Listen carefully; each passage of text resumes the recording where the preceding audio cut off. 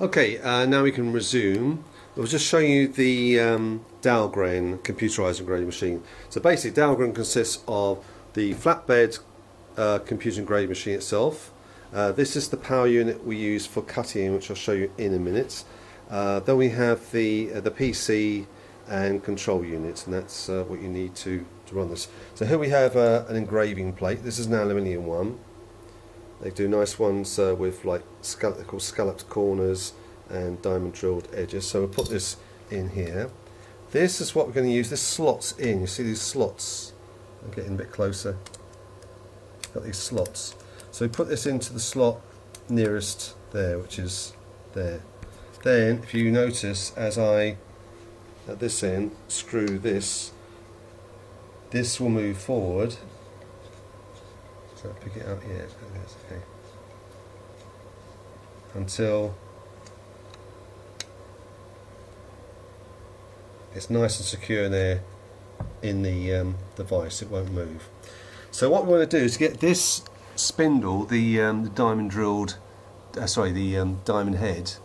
Sorry, it's out of focus. I can't seem to do much about that. So you move that up to the corner. That's, remember how I showed you to do this, so we're moving this, and that moves that way. That moves to the edge, and then to the back. Okay, so we're right in the corner there. Then we need to set it up on the computer. So say, let's see what it is. Oops. This is where I call this the ruler. Traditional low-tech equipment, always best. So that's a 75. I can't make that out anyway. Can't see that here. So that's 75 mils, and the depth is 25 by 75. So 25 deep, height 25. Yeah. Then tab, width. What did I say? 75. 75. Tab. Number of lines. On that size plate, 2 would be good, so I'm putting 2, and then tab, and then as we just go down. It tells you the height of. In fact, I will go back to show you that. Oh, 6. Okay, so just show that again. When you there's your number of lines. Then the next thing, it will tell you. Yeah. It's tricky when you do it this way. So it tells you how high each line will be. So it gives you a very good idea what it's going to be like. So 5.62 millimeters high each line. So that's good. So we press that again and again. So next it will tell you from the left how much it will come in by, what your margin is, and from the top what your margin is. So that's okay. Click that down, all that down, down, and then you're ready to go. It's F6. Can you see that? F6. F6. Yeah, so you just put in the words here. So we can say, oops, Dave's demo. Then choose a font. I mean, the standard. This is in Gothic. That's the default. But if you want to choose a different one, it's F10, then highlight the area, then you go up to the T, so it's sorry, Alt T, then entry, go down, there's extra fonts, choose a font. You've got loads of, this is why this machine comes into its own, is that it can offer many more fonts. You notice with Dahlgrens we've only got 4 fonts those, so this is really much easier. So we like oh, we've got Roman, so there's Gothic, but Old English, definitely not. So that's Roman. Okay, then select that, return, and then F3. F3, there. Now you see down there, it's not Gothic anymore, it's Roman. But the bottom line is down, so I have to do that on the bottom line as well. Same thing. Boom.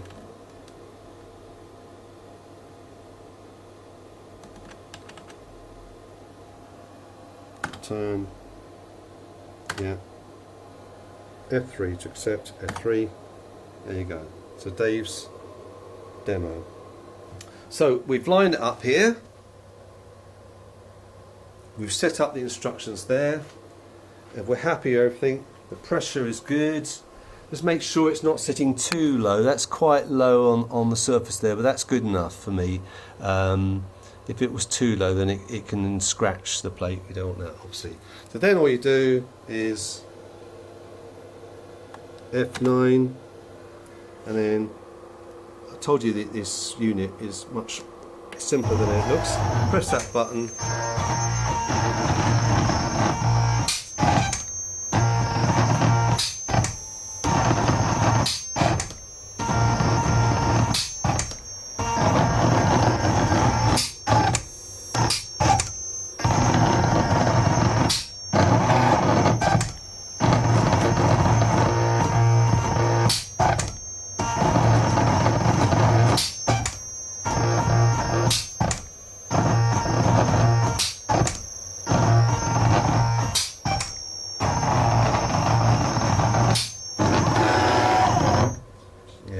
So I'm just unscrew it now, sliding this back.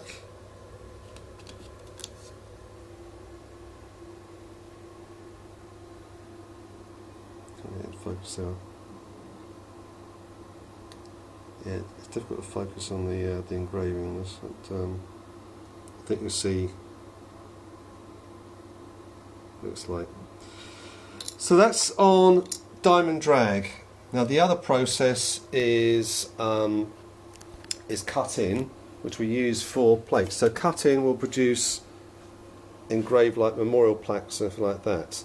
Now this is made of a different material. It's called laminate. It's kind of plasticated material. Its surface is just like that blend. It can be gold or silver or black or white, whatever. And underneath, the material sandwiched with either black or white, whatever colour of that produces the colour of the lettering. So in this case it's got a gold veneer and black base. So when you cut through the gold veneer, it comes out as black lettering. Very simple principle. And you see the lettering style is very nice there. Now to change this over to a cutter, we need to, and I need to probably put this down. I think you can see it from that angle. Hello there. So this, unscrew it there. Unscrew it there, take that out, it's left out. So that's the old attachment, that's for diamond drag. And in my little box of accessories here, we have the cutter. Now I don't know if you can see, probably go out of focus again, but the difference between those two,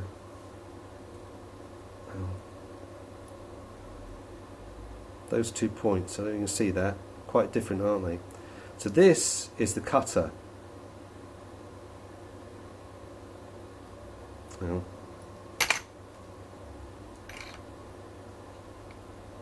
you see the shape of that, yeah? It's got a point to it, which is what it does for cutting. So that just slides in there, so that slides in the top base there. Then you just screw this attachment onto it, just to suck away all the shaft, the debris from its cutting process. So that just screws on there all the way.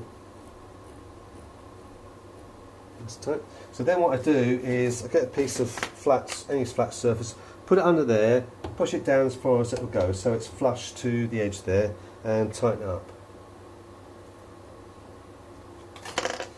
Just lift it, get it up a little bit because it needs to be a bit higher. This is a kind of band that we use to enable the this mechanism, the spindle, to connect with this, which is the motor. Can you see that in the picture? This is the motor. So basically this just loops around here, loops around the thing for the engine, And then all we need to do now is to plug it in here.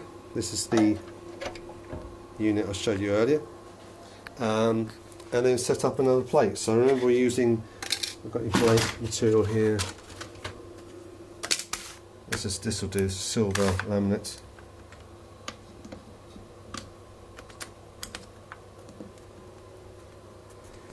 Scrap stuff. Make sure it's nice and tight in there. So this, again, you line it up to the edge and you hear the engine starting off.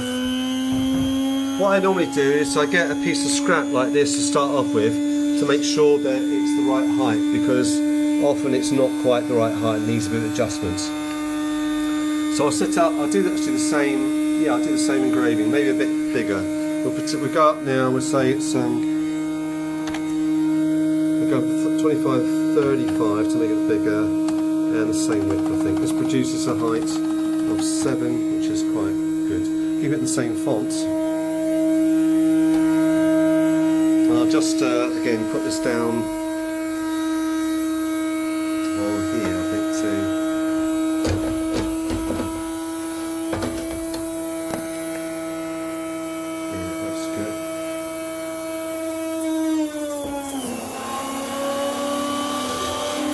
Slow it a little bit. Make sure it's nice and tight. Sometimes you have to give it a bit of help to start with. And just see how low it is first. It's again just a scrap thing to see how it's done. Oh, I've got to turn the. That's the vacuum which takes all the chaff away.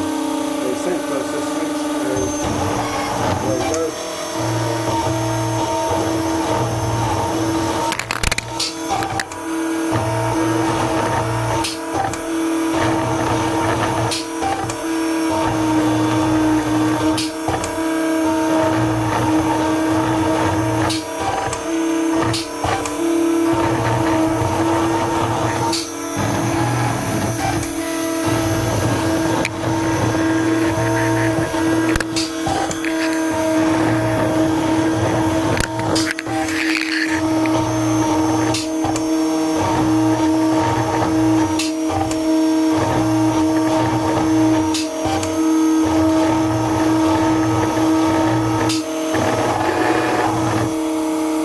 So let's look at that. Turn that off. Noisy thing. Oops. Nothing. So there's Dave's demo again. You can probably see that little scratch. That's because it's too low. I said, we need that to set it up. So all I need to do is to, now I've seen it on the demo, that's a nice depth though. I can feel that, that's nice sort of depth that we want to get. I'll just set that a little bit higher. You set it higher by either turning this here left or right, or else raising it through this bar. And that's it. That's the two functions of the dowel grain, which I do most of the trophy plates on, because they've got a bigger range of fonts. Remember, I mean, you've probably got about, I don't know how many there are, probably about 50. So you only got 4 or 5 on the pantograph. So that's one of the advantages of this. And of course, you can see how quick it is, and the engraving is always very, very good, very, very consistent every time. So that's the engraving side. I'll stop this video here now and then start again to show you the print side, although I did demonstrate some of the other things. You've seen the equipment, but I'll demonstrate how it works in a minute. Thank you.